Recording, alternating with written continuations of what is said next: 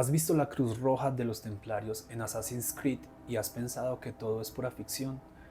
Esa cruz existió de verdad, perteneció a una orden de monjes soldados cristianos, los Caballeros de Cristo y del Templo de Salomón, fundados en los años posteriores a la Primera Cruzada, alrededor de 1119.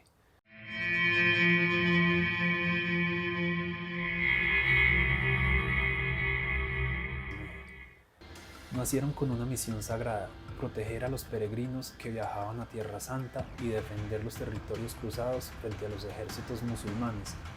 Eran mitad monjes y mitad guerreros, sometidos a votos de pobreza, castidad y obediencia, pero armados para combatir en nombre de Dios. Sin embargo, la parte más incómoda de su historia no es la espada, sino el dinero.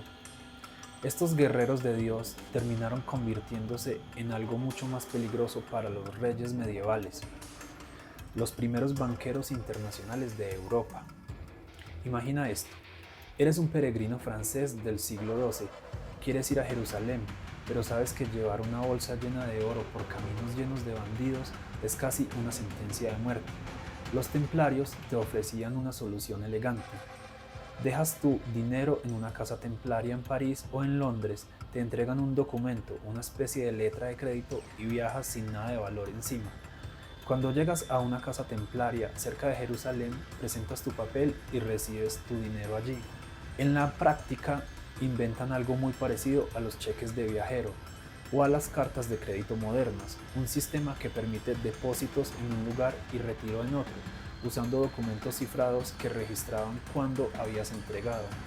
En poco tiempo, la orden crea una red de fortalezas y encomiendas que funcionan como nodos bancarios repartidos por Francia, Inglaterra, la península ibérica, Italia y los reinos cruzados de Oriente. No solo guardan dinero, administran propiedades, gestionan rentas, mueven pagos entre ciudades e incluso entre reinos.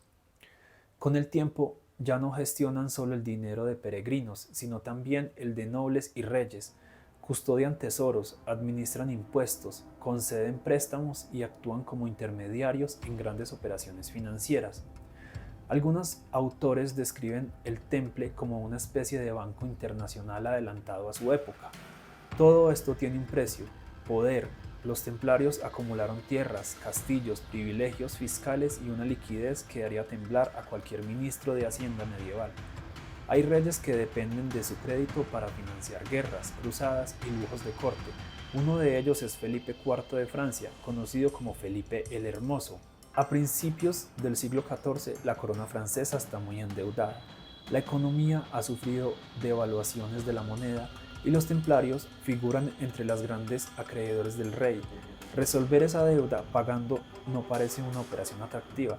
Resolverla por las malas, en cambio, sí.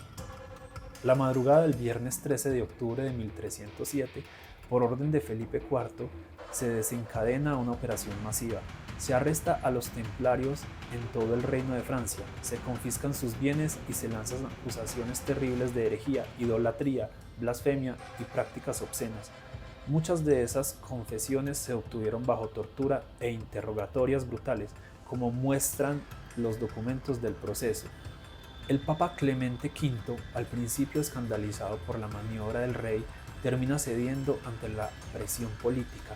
A finales de 1307 emite bulas ordenando detener templarios en otros reinos y pocos años después convoca el proceso que terminará por suprimir la orden. En 1312 el Temple es oficialmente disuelto y en 1314 en París el último gran maestre, Jacques de Molay, es ejecutado en la hoguera. Las crónicas cuentan que murió proclamando la inocencia de la orden y, según la tradición, lanzando una especie de maldición contra el rey y el papa. Para la versión oficial, aquí termina la historia de los templarios, disueltos por la Iglesia, sus bienes repartidos entre otras órdenes y la corona, sus dirigentes muertos y su nombre manchado. Pero la memoria de una orden rica, discreta y destruida por un rey endeudado es el combustible perfecto para algo que no se controla tan fácil: el mito. Desde entonces surgen leyendas de tesoros templarios desaparecidos, documentos ocultos, reliquias perdidas y caballeros que habrían escapado del cerco de Felipe IV. Una de las historias más sugerentes dice que parte del tesoro y quizá parte del saber templario habría viajado hacia el norte, hasta Escocia, con la ayuda de una familia poderosa, los Sinclair. Años más tarde, en el siglo XV, esa misma familia levanta una capilla al sur de Edimburgo, la capilla de Roslin. A simple vista es una iglesia gótica tardía, recargada, llena de columnas, arcos y detalles esculpidos por todas partes. Pero para muchos investigadores y para buena parte del mundo masón y esotérico, Roslin es algo más. Un monumento cifrado, un libro de piedra lleno de simbolismo religioso, caballeresco y esotérico. En sus muros y capiteles aparecen figuras que recuerdan a caballeros, escenas bíblicas, motivos musicales y plantas talladas con un nivel de detalle impresionante. Entre esas plantas, algunas representaciones parecen mostrar trigo, lirios y otros vegetales europeos, pero hay un conjunto de tallas que llama especialmente la atención. Formas que muchos identifican como mazorcas de maíz. Aquí aparece el problema. El maíz es una planta originaria de América y según las historias oficiales, no llega a Europa hasta después de los viajes de Cristóbal Colón a partir de finales del siglo XV. Roslin, en cambio, se empezó a construir alrededor de 1446 y se completó en la segunda mitad del siglo, décadas antes del viaje de 1492. La propia web oficial de la capilla reconoce el misterio en uno de los arcos de la nave sur hacia tallas que han sido descritas como mazorcas o Indian corn, y su presencia plantea preguntas porque esa planta no era conocida en Escocia y en la época que se construyó la capilla. Aquí entra la teoría. Una leyenda local dice que Sir Henry Sinclair, antepasado del fundador de Roslin, habría viajado hacia el oeste, hasta las costas de América del Norte, casi 100 años antes de Colón. Supuestamente habría regresado a Escocia con historias de tierras nuevas, plantas desconocidas y paisajes extraños, y parte de esa información habría quedado inmortalizada en las tallas de la capilla. Según esta visión, los Sinclair y quizás antiguos aliados templarios refugiados en Escocia tendrían conocimiento de un nuevo mundo, mucho antes de que la monarquía financiara los viajes de Colón. Las mazorcas de piedra serían una especie de mensaje cifrado, una pista oculta a simple vista. Muchos historiadores, sin embargo, consideran esta idea muy especulativa. Señalan que estas tallas podrían representar otro tipo de planta, que el estilo gótico permite formas muy estilizadas y que es fácil proyectar lo que queremos ver sobre esculturas antiguas, sobre todo cuando ya conocemos la existencia de América y del maíz.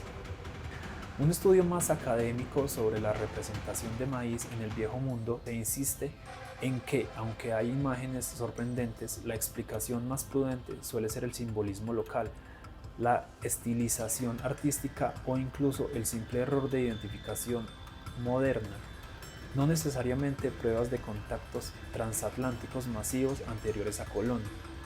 Así que, ¿qué nos queda? Por un lado, la historia documentada, una orden familiar y religiosa que se convirtió en una potencia financiera, que inventó o perfeccionó mecanismos de depósito, crédito y transferencia que recuerdan a la banca moderna, y que fue derribada en una operación donde la deuda, la política y la religión se mezclan de forma explosiva.